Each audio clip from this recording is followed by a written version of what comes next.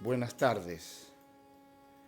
Hace unas horas nos ha llegado una carta de Margaret Carram, presidente del Movimiento de los Focolares, y no hemos dudado en compartirla con todos ustedes.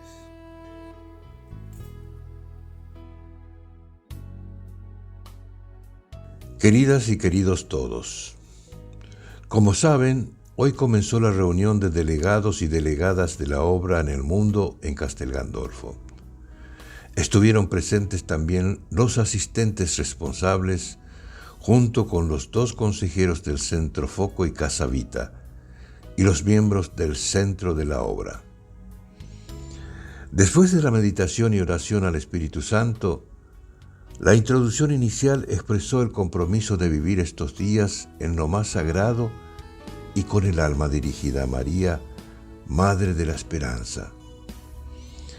En el ambiente de tanta comunión entre todos, de repente se ha presentado Jesús abandonado y nuestra Griselda Inwinkelried, de delegada de la obra en el Cono Sur, sorprendida por un malestar repentino, la llevó al paraíso.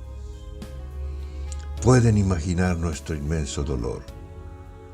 Junto con todos ustedes, renovamos nuestra confianza plena en el amor de Dios que siempre nos sorprende.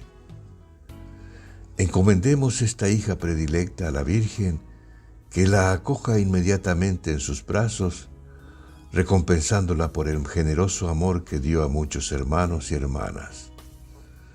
Oramos de manera especial por su madre, familia y toda la gente de la obra del Cono Sur. Margaret.